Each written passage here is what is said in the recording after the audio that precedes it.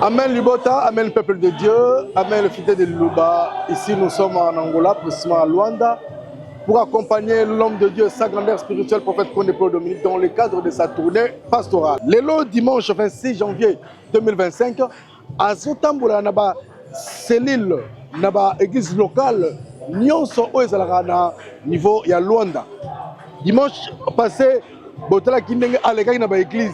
Le dimanche 26 janvier 2025, à tozali na église ya Palankaoun, oyo boko mona ndenge nini mukonza kokota akopambola libota pour comprendre mupepe nini oyo mubandisi ameli biso awa na mboka ya Luanda précisément na Angola. Amen libota. Muito feliz em acolher o homem de Deus. A não for também em Angola em si mesmo também está muito feliz, porque já vai há um bom tempo que o homem de Deus já não vem aqui em Angola. Então o povo ficou muito transtorno, mas a vindo dele, não é assim mesmo a mim, mas Angola em si mesmo está muito feliz. Muito obrigado por acolher o homem de Deus cá em Angola. Je suis le frère Papi Bafouidinsoni.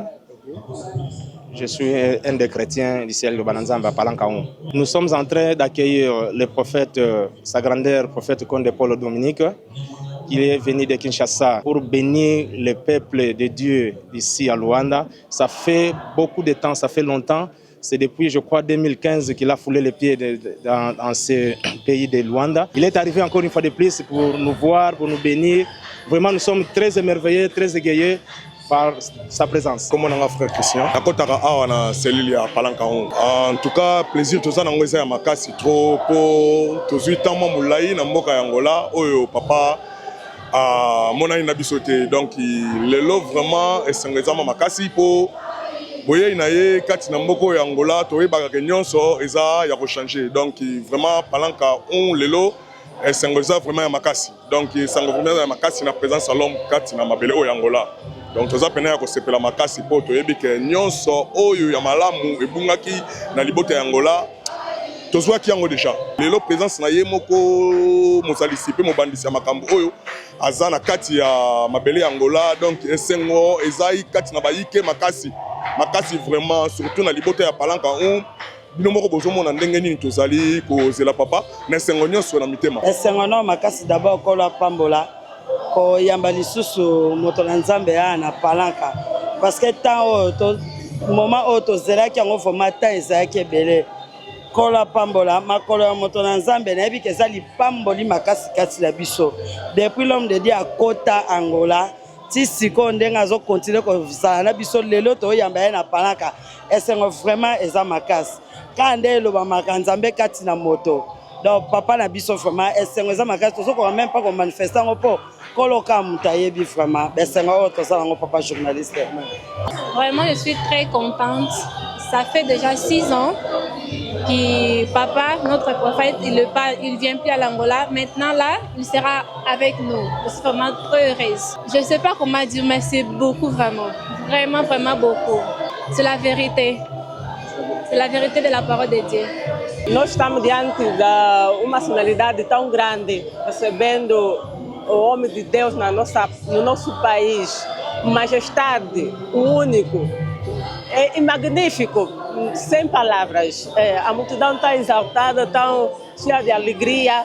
Estamos com uma força tão enorme dessa multidão à espera da presença do Espírito Santo de cada um de nós diante de Angola, não só Luanda, não só Luanda, mas o país todo estamos à espera da presença do homem de Deus. Em cada sítio onde ele pisar, que a presença do Espírito Santo desce sobre ele, dá cada vez mais força e fortifica. Nós estamos a precisar um guia. O guia é esse, o pai é esse, o patrono é esse, a direção é essa, que vamos nos fazer levar para mais além. Amém.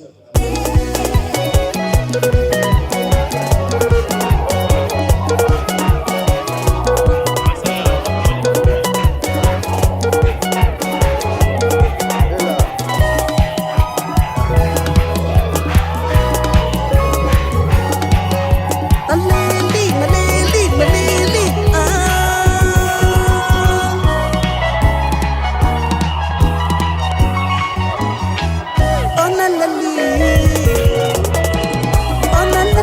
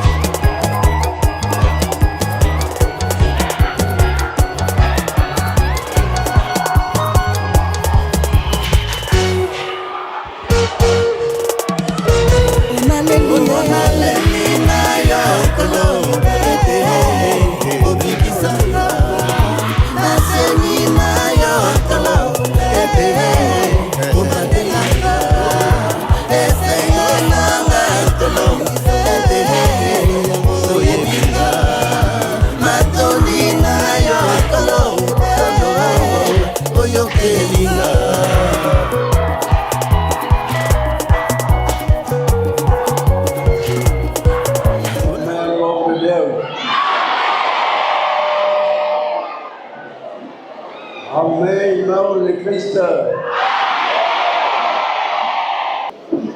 Estou muito feliz por vir aqui na Igreja Palavra de Deus, Palanca Women. Que Deus abençoe a todas as igrejas da Palanca Women.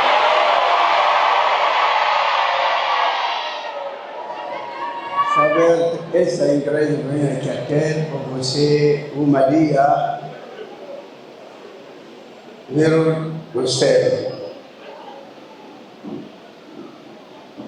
Como nessa igreja para você uma dia se encontramos ao nosso Deus. Nosso Deus toma muito essa igreja, a palavra de Deus. Amém. Essa igreja, cheguei essa igreja, a palavra de Deus, com você receberá a salvação espiritual. A salvação espiritual é muito bom. Então, receberão todos do mundo, acabará. Mas receberão a vida eterna uma dia muito bom. Esta igreja é verdadeira igreja. Não tem mentira. Amém. Por todos, tenha muito amor. Tenha muito paciência. Nosso Deus sabe todo o problema que você sofrimento, todo o mal, todo o doente. Amém? Nosso Deus sabe conhecer todos os sofrimentos. Muito sofrimento aqui na terra. Tem para muito sofrimento, mas tenha muito amor. Nosso Deus vai vos abençoar. Então, vou seguir essa palavra. Não tem salvação do corpo, a salvação do corpo vai acabar. Mas a salvação espiritual uma dia vir do céu. O melhor caminho do céu tem muito amor. Por todo o problema, todo o mal, nosso Deus conhecer, nosso Deus vai ajudar. Nosso Deus, por todos os doentes, vai operar. Saber, esta igreja é a verdadeira igreja de Deus. Nosso Deus dá-nos a visão assim para a igreja no caso. Todo dia, não tem dia, nosso Deus chegará aqui. Amém. Saber, o meu português é um bocado. Entende muito, irmão, português? Vou falar inglês. Ok. Fala português, fala um bocado de inglês. Chegar aqui, Luanda, não tem falar muito inglês. Amém. Kinshasa fala muito Lingala, aqui fala muito português. Amém. Tudo sama, travou muito obra aqui, a palavra de Deus, falar que o muitos outros. Vou me tocar uma igreja, a sala munene, mas na licoluma era, se ele cochava gradin. Senglais est penché comme ça. Malgré que je pour battre aux appels, je m'en vais au salité. Pour que je me veille, bazosala baobra oyo ya minene ifo bagrade fo ekóma ti awa na bare wana baningi bokozala lese na bo baza na nsima ndenge ezalaka stade ndenge batie tout droit boye wana ekomi lokola bandako ya kovanda malgré batravaux nazosenga plus tard bakase bapenche ezala bagrade ce comité na place wana alors baningi bakozala ebele kokoti na bino bamosusu kuna bamosusu awa c'est bon. Amen. Donc on va travailler, c'est vrai que peut-être un bâtiment, mais pour moi, c'est de la pencher. Comme regarder à stade, il me semble et comme singer, c'est moi tout feliz pour ser amor por esta igreja palavra de Deus. Que Deus nos abençoe a todos.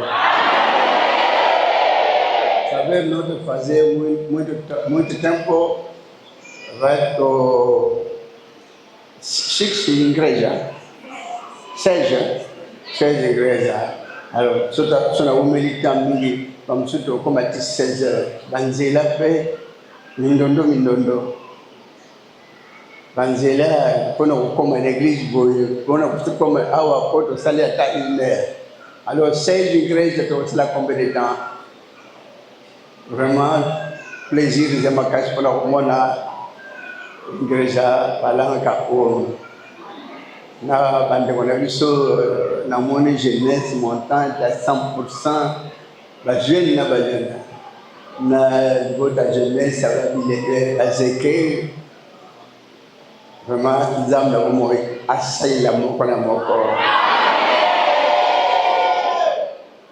que lo abambola na ba papa na ba mama nyonso ya wassaille la bino nyonso.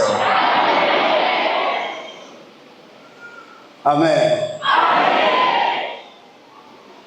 Tosenga epana tata lwamreza bino bozichanse bato ya liboso po toya kotala bamosusu bakozela ti 15 heures na bino bona grâce peut-être bosalaki prière makasi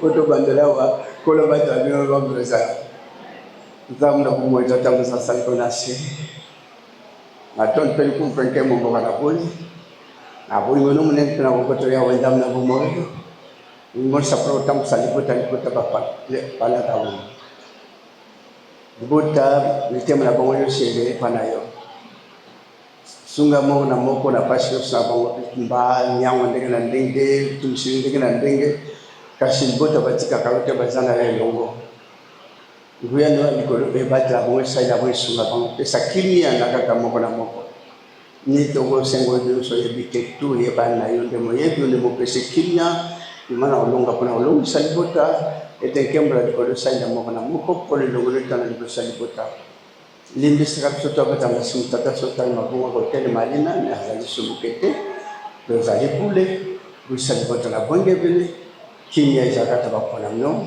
ndio msante sana bakona mna tata ngoro pe mole kamba moko na moko libota bazwa my wife samolo ngete yawo sala mai kata bakula mna ye misano kamwa zali mnene kata bakona mno tikete ndio msante sana bongo tata mwana mimi senti kala likolo pika na kata bosa ya wesu la ndio msante sana mukani tata eko kisamakata bakona mno na comme Christ à Nazareth, nous avons centre de la Seko. Amen. Bodo na Congo, les Christos de Nazareth. Après le psaume 150 des années. Ah, Colas et la Moutineuse. N'a le bout de psaume 150 que Dieu vous abençoe à tous.